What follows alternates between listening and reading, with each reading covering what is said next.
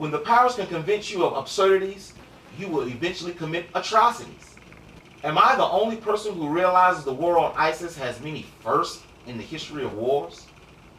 What am I talking about, you ask? Well, the fact for the first time in history, there isn't an actual person there to report what is actually happening. All nations, whether ancient or modern, has records of what actually happened on the battlefield, revisionists or not, except the war on ISIS. But that's not my real befuddlement. If what we're being told by the news media is true about the ISIS advancements, the American taxpayer is a complete moron. Why? Because people who even Americans scoff at as being camel jockeys and goat humpers are winning swaths of land without an army, navy, air force, or marines. They don't have cruise missiles, smart bombs, SEAL Team 6, super cool looking guns, stealth fighters, lasers, state-of-the-art communication systems, drones, Apache helicopters, Abrams tanks, special op brigades, or the PTSD all of the American soldiers have. But wait, to further the affliction of understanding, they are having extreme success over a coalition of the willing that do have all of these things. I think it is safe to say the taxpayers are not getting the best bang for their bucks.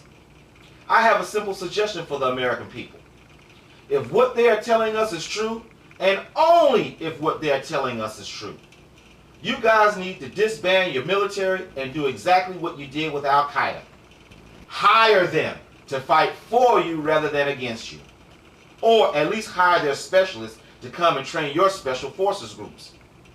Obviously, they looked at the shock and awe of Saddam as a laughingstock because these guys, if what they're saying is true, are the scourge of the earth. Think about it for a second.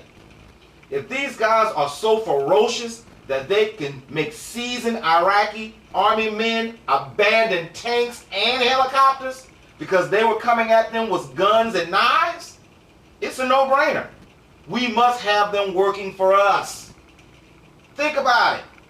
If they can convince 3 little girls to somehow buy international flight tickets and fly without their parents' consent, and poor white trash from Georgia to come fight for their cause, we need them on our marketing team. On another note, how on earth does a white convert to Islam become a leader in a group that has vowed to kill the great Satan? It must be some of the best brainwashing techniques known to man. How do you fight against an enemy like this? Who can make war with them? Black people. If there is one thing we can be certain of, it's that Mr. Charlie is an evil genius.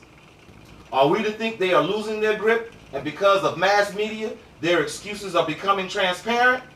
Or do we continue to think he is what he is and all the false flags are meant to be found out at a certain point in time? Something has to get the American people to go off in a manner that will allow them to impose martial law. And finally finding out your government has lied to you in just about everything is as perfect of a time bomb as any. Especially if it happens on a democratic term. I'm not saying nothing. I'm just saying.